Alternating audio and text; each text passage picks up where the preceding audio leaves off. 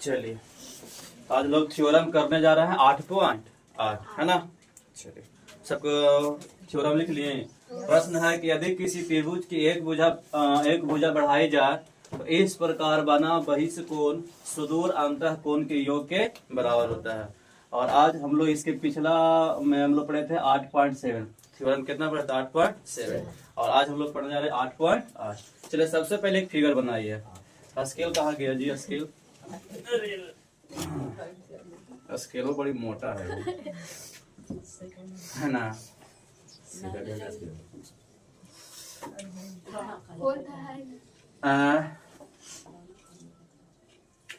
कहते हैं रौनक के वो छील के लाई है वो सत्यम्मा के कैसे ना है।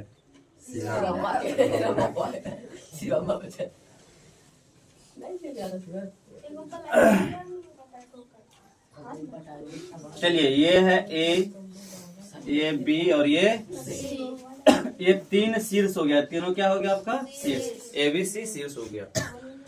अब देखिए कहता क्या है कि यदि किसी त्रिभुज की एक भुजा, मतलब कोई भी एक भुजा बढ़ा दीजिए, या तो आप ए बी को बढ़ा दीजिए, या तो आप बी सी को बढ़ा दीजिए, या तो ए सी को बढ़ा दीजिए। किसी एक भुजा को आप बढ़ाने पर उसके द्वारा जो एक बाह्य कोण बनता है उसके सामने वाले सुदूर अंतः कोण के योग के बराबर होगा कि नहीं होगा, ये हमको सिद्ध करना है। आइए हम बीसी को बढ़ाते हैं, है ना। बीसी को क्या करते हैं? बढ़ाते हैं।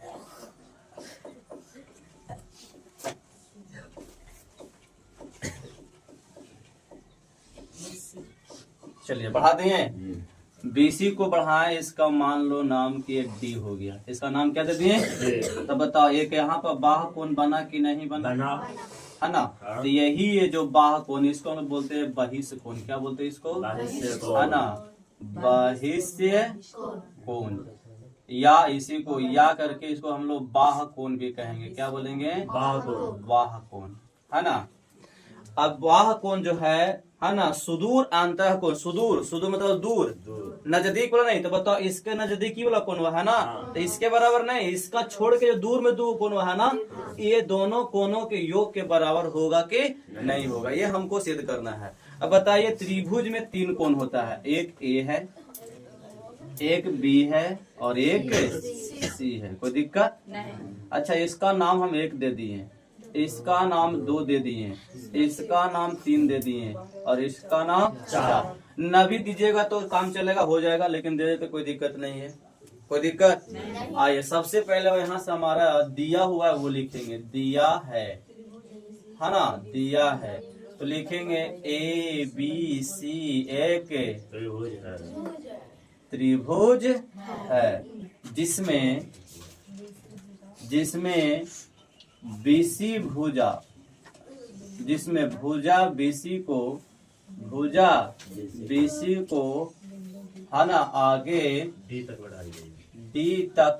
बढ़ाया, है ना। कहाँ तक बढ़ाया? डी तक। बिंदु कहाँ तक?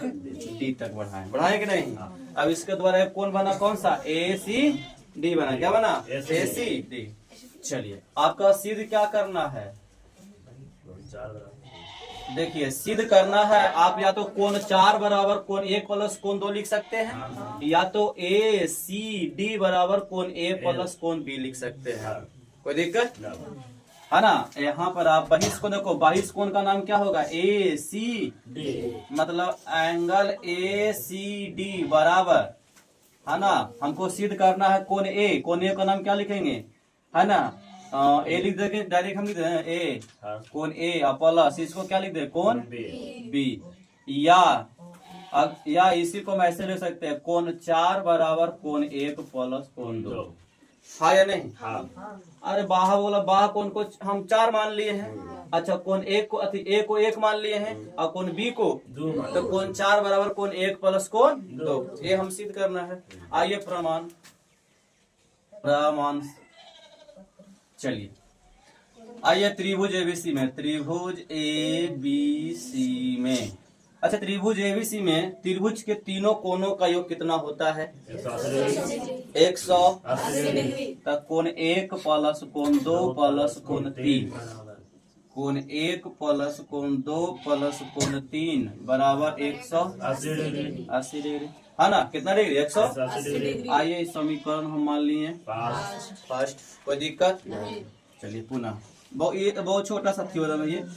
अच्छा हम लोग पढ़े हैं रैखिक युग्म से कि रैखिक युग्म से है ना दो कोनों का योग कितना होता है? 180। या रैखिक युग्म द्वारा बना कोण 180 डिग्री होता है ना। रैखिक युग्म द्वारा बना कोण कितना डिग्री का होता है? 180। तो देखिए तो जरा अगर हम इसको सी मान लिए, क्या मान लिए?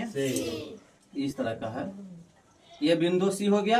अच्छा ये बी हो गया और ये आपका डी हो गया, डी और ये वाला ए हो गया। इसे दिख रहा है, देखो ये वाला है। और यहाँ पर दो कोण है, वो 3 है, वो ये दोनों कोनों का योग कितना होगा? किसके द्वारा? कहाँ ध्यान है बताइए। ऐसा ऐसा स्टूडेंट को नहीं समझ में आएगा, जब समझा रहे हैं ना तो उधर अपना मग्न में लगी हुई है।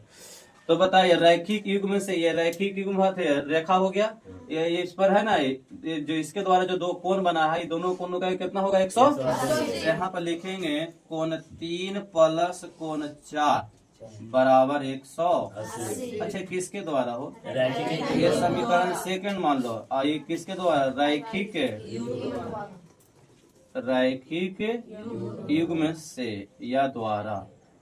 कोई दिक्कत? अब यहाँ पर लिखेंगे चूंकि समीकरण फर्स्ट और सेकंड से, समीकरण फर्स्ट और समीकरण सेकंड से, आपको समीकरण फर्स्ट और सेकंड से क्या देखने को मिल रहा है कि देखिए ये है LHS और ये है RHS। बराबर के ई साइड जो है ना आपका ये LHS है, बराबर के ई साइड जो है इसका क्या है? RHS। तो दोनों RHS बराबर है कि नहीं बराबर है? तो इसका LHS भी बराबर होना चाहिए, हाँ या नहीं?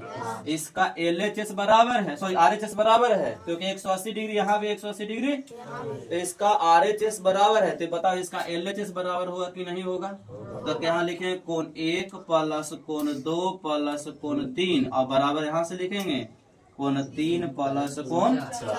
अरे जब इसका 180 दोनों बराबर है RHS, अगर बताओ दो व्यक्ति का अगर राइट हैंड बराबर तो उसका लेफ्ट हैंड भी बराबर होगा ना जी, कि लेफ्ट हैंड छोटा बड़ा हो जाएगा। जब राइट हैंड उस आदमी का दोनों का बराबर है तो उसका राइट भी बराबर होगा, तो इसका राइट बराबर तो लेफ्ट भी बराबर होगा इसका। अब बताओ इसमें कुछ काटेगा ना? कैसे? कोण 3 से कोण 3 क्या हो जाएगा आपका? कट जाएगा। कोण 3 से 3 क्या हो गया? कट गया। अब बताओ क्या बचा? इसको इधर 4 ना बचा, तो कोण 4 बराबर कितना लिखेंगे? कोण 1 प्लस कोण, बताइए यही सिद्ध करना था। कोण 4 बराबर कोण 1 प्लस कोण क्या आ गया? कोण 4 बराबर कोण 1 प्लस 2। अच्छा या इसी को हम लिख सकते हैं, कोण 4 का नाम क्या था? कोण 4 का कौन सा नाम था? AC। तो हम 4 के जगह पर क्या लिख देंगे? ACD। अब बराबर में है ना कोण 1 किसको माने थे? A को। तो कोण A। कोण 2 किसको माने थे? कोण B। बताओ ये समझ में आया? ये एक तरह ये आपका एक फार्मूला भी बनता है। क्या बन जाता है? फार्मूला। हुआ प्रमाणित, हुआ प्रमाणित। ये आपका एक फार्मूला है, इस पर मैथ मिलता है आपको, मिलेगा क्या आएगा? मैथ बनाने के आएगा, समझा? तो चलिए इसको राइट करिए आप लोग।